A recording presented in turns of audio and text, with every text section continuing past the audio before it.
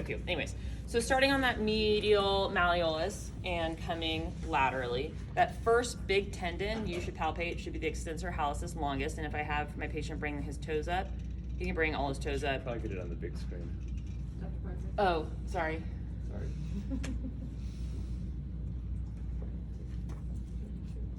I guess you can't really see it.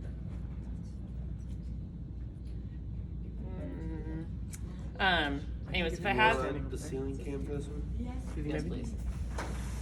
Oh, please get back just a wee bit.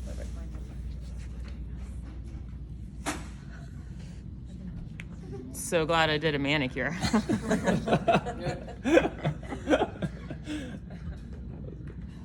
Only Brandon got a pedicure. Redrawing. Does, Oh, there you yeah. go. Did it come on?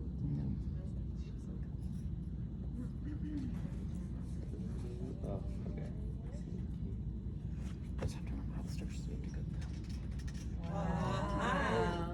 Oh, there we go. Okay. So, extensor hallucis longus, coming medially off that, or excuse me, laterally off that medial malleolus, you're going to find a big tendon. The first tendon you should be palpating is that extensor hallucis longus, and as you can see on this patient, very, very easy to palpate and visualize and relax. And then if you keep coming laterally, you'll feel more, again, it can kind of vary between person to person of when it starts to bifurcate into the individual toes. So I'm feeling a whole bunch of little tendons at this point. If you come up a little bit higher, it turns more into just a singular band. But if he brings up all of his toes, you can see all of the extensor digitorum tendons, and if he wiggles his toes, you can see all those individual bands on him, and even up here you can see, I don't know how clear that camera is, but you can even see the individual bands up here. Very easy. Relax. In between, so just above the dome of the talus, in between those tendons, you should be able to feel the dorsalis pedis pulse. Say again? And if you watch the other slides, you'll see some interesting captions. Closed captioning's got to be on. Just watch with the closed captioning on, not the Dr. Leva videos, the other ones. That's hilarious.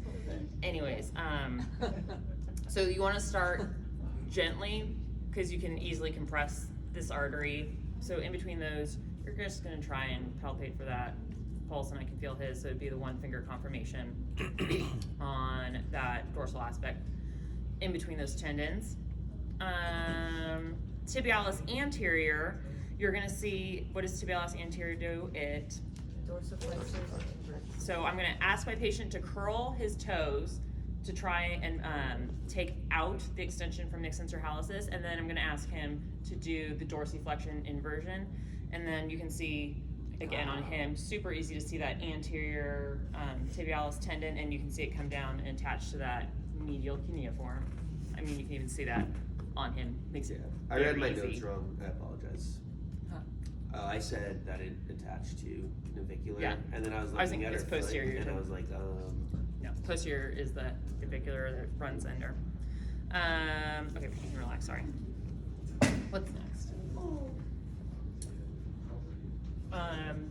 Posterior tib tendon comes posterior to the medial malleolus, and it plantar flexes and inverts, and then it comes and dives under that navicular. So just past the medial malleolus, kind of in between that medial malleolus and space to the navicular, you can have your patient plantar flex and invert, and again, you can feel that posterior tib tendon relax. And then posterior to that medial malleolus, you should be able to find that,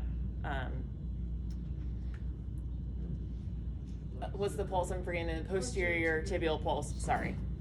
And it's actually, you can either come from underneath the foot and palpate this way, or you can come from the anterior aspect and feel the pulse. Again, it's going to depend on your patient, how strong of a pulse they have, how much soft tissue there is or isn't in this area. On this patient, it's very easy, very lean, and just one finger confirmation. You can feel the pulse there. What's next? What's next on the list? Did we do flexor hallucis longus and flexor digitorum? We've not done any of the flexors, we've just done extensors. Oh, let me do peroneus longus brevis. Can I see your other foot, please? You can bend this one out of the way. Can you scoot down this way just a little so your foot's off? So then we were talking a little bit about peroneus longus and brevis. We were talking about how the peroneus brevis attaches into that tuberosity of the fifth metatarsal. Both are going to come down posterior to the lateral malleolus, and then the longus will come around to help form part of that arch. But from the tuberosity of the fifth metatarsal, when you have your patient plantar flex and evert, you should start seeing that tendon, again on him, very easy, of the brevis. And then relax. The longest, you can, again, on some patients at the distal aspect, you can feel the difference between the longus and brevis. The longest would dive through that abductor digiti minimi to come underneath the foot. So sometimes that can also be hard. But the longest becomes a tendon higher up in the foot. So you can actually palpate that either directly behind the lateral malleolus or just superior to that. Same action, I'm gonna have you plantar flex and evert. And again, you can see that tendon on him. Very easy to find and palpate. Might not always be that easy, but this is good for visualizations. These are, I think they're either called fibularis or peroneals, yeah. whichever, again, you can say during the practical and we're fine with. Do you want me to stop there? Which tendon is popping out right now? Is that the brevis? This is brevis, more distal, because the longest is gonna dive in through that abductor digiti minimi. And then again, sometimes, if I palpate very carefully through here, I can start to feel that longest tendon. That's just a little bit harder. But the longest becomes a tendon higher up, whereas the brevis is still more muscular at that point, so you can feel the longest tendon more superiorly. Does that make sense? Yeah. And more superficially? On when you're superior. Here, not so much. That's much more brevis. But they're both the same plantar flexion eversion. Questions? Any other questions? Let's start with those.